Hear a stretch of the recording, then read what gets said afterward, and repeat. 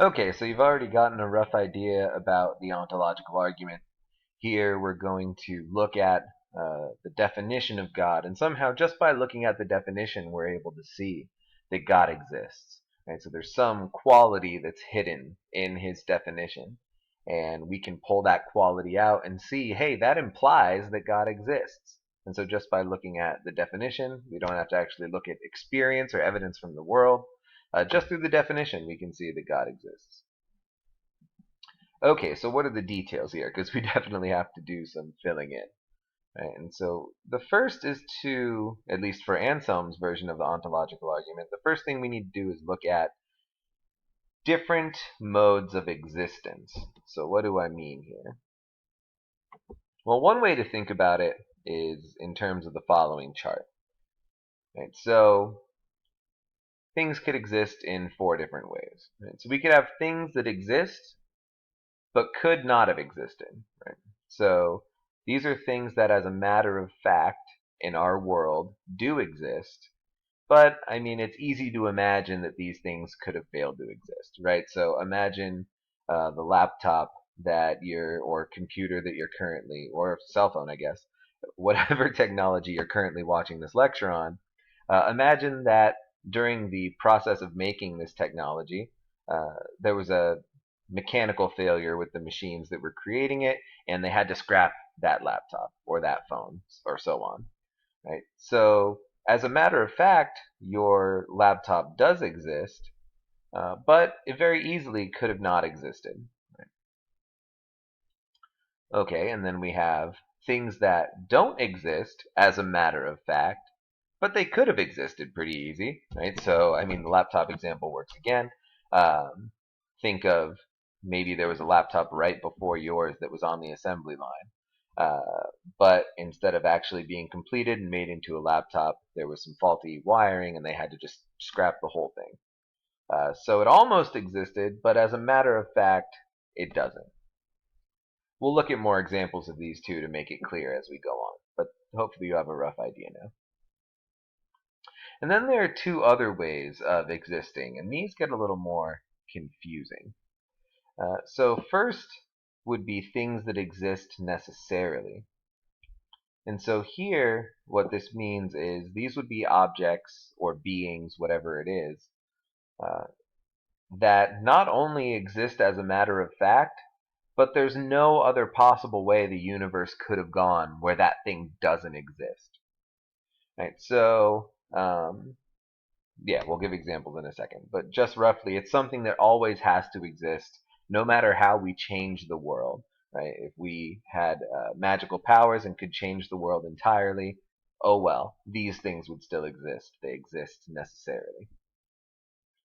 And then finally, we have our fourth quadrant here. Things that could never exist, or these are impossible things. Right? So an easy example here is a square circle. Right? It doesn't matter what we do to the world, how God tries to change things, nothing could ever make it the case that a square circle exists. That's just something that's impossible. So we'll go ahead and put that example in here now. A square circle. An additional thing that could go in here too is a married bachelor. Right? No matter what God does, no matter what we do, we could never make it the case that there's a bachelor who's married. Right? That's just a contradiction in terms. A bachelor is somebody who's at least unmarried. Right? So you can't have a unmarried person who is married. So I think this final box is the easiest to understand. These are just our impossible objects. What are some things that don't exist but could exist? Well, depending on whether or not you think magic is possible. Unicorns? Those are something. Unicorns are an object or a being uh, that doesn't exist in our reality. At least we don't have any evidence that it does. They don't exist in our reality, but it seems like they could, right? If um, DNA work and genetic work gets more advanced, then maybe we'd have the opportunity to create unicorns in the future. Right? Or if our universe happened to be a universe where there was magic, right, then this unicorn could exist. Right? So, as a matter of fact, in our reality, unicorns don't exist, but it's easy to imagine a world in which they do, right? And we do that all the time. We imagine these fairy tale worlds in which they exist. Obviously, you have to think magic's possible for that to work, but we'll just grant that that's a possibility. What are some other things that don't exist but could? I like our laptop scenario from earlier, but let's change it a little bit. So think about a car manufacturer. So say Ford is planning their next car,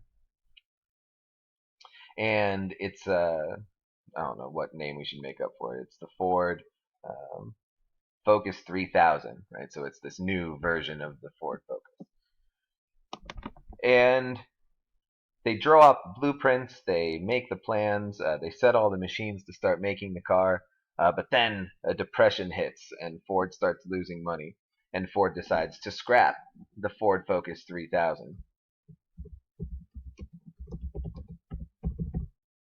So, as a matter of fact, the Ford Focus 3000 doesn't exist, but it's easy to imagine that that could exist, right? Just if the depression hadn't hit and Ford went through with their plans, then we'd have a Ford Focus 3000. So those are pretty good examples there. Hopefully you have a good understanding about what's being said there. So on the other hand, what are some things that do exist but could not have existed? Well, that's pretty easy. I'm an example. You're an example. Why is that the case? Well, although this might make some of you uncomfortable, imagine the following scenario. Okay, so your parents decided not to have sex the night they did when they conceived you. Instead, they waited 2 months and they had sex then and conceived a different child. Since it's not the same sperm and egg combination 2 months down the road, there's no way you would have been brought into existence, right? So it's very simple for us to fail to exist. All that has to happen is our parents have to have sex a little bit later than they in fact did, right? So we're all beings that exist but could not have.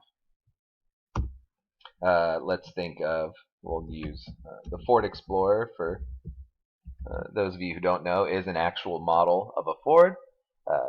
So the Ford Explorer, as a matter of fact, does exist, but easily could not have. Maybe they decided through some market testing that it wasn't going to sell very well, and so they would have scrapped the plans, right? It's easy to imagine that the Ford Explorer could have failed to exist. So then we get to our most difficult one. What are some things that exist necessarily? Well, if God exists, God would go here. Right? If God exists, he's the type of being that has to exist, right? Because he has all perfections and is this all good thing, and he's the creator of the universe. And any time there's a universe, he's got to be there to create it. So he would be something that couldn't fail to exist. But we haven't proved that that's true of God yet, because we haven't proved that God exists. So what could we do instead? Some people have argued things that necessarily exist or something like time. So even if God didn't exist and the universe didn't exist, it seems like time might still be passing. What are some other examples? Truths in mathematics, right? So things that exist necessarily. Well, it's weird to talk of propositions existing, but the proposition that 2 plus 2 equals 4, those facts are going to exist no matter what. And some have also thought that maybe the laws of morality exist necessarily. Okay, so hopefully you have a rough idea of what's going on here. Now we need to put it into Anselm's terms. Right? So Anselm is thinking about this very similar, in a very similar way, but it's a little different. So Anselm wants to talk about things that exist in reality and things that exist in the understanding. So what are some things that exist in reality? Well, that's easy, right? All of us, this particular laptop, right? That exists. Ford Explorer is a thing that exists in reality. So on and so forth. Anything that you look around your room and pick out any object, that's something that exists in reality. What's something that exists in the understanding? Well, the Ford Focus, the Ford Focus 3000. What are some other things that exist in the understanding? Unicorn, the Fountain of Youth. Even though these things don't actually exist in reality, we have an understanding of what they mean, right? So when I talk about a unicorn, you can automatically picture that in your head. You picture this horse with a horn and possibly having magical properties. When I talk about the Fountain of Youth, you imagine this mythical fountain that can provide you with everlasting life, everlasting youth. Right? So these are things that exist in our understanding, although they don't exist in reality. And the very important point here that you need to remember, right? So stars, we need to remember this. Anselm thinks that God is something that exists in the understanding. More importantly, even the atheist has to admit this.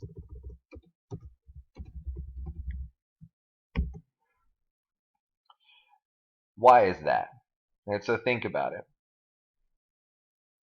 Why? So for people who believe in God, it's easy, right? God exists in the understanding because they think about God. They think He exists. Right? For people who believe in God, they think God goes on both sides of this diagram. They think God not only exists in the understanding, but also exists in reality. But for Anselm, he thinks that even an atheist has to admit that God exists in the understanding. And why is that? Well, if you're an atheist, you're denying the existence of God.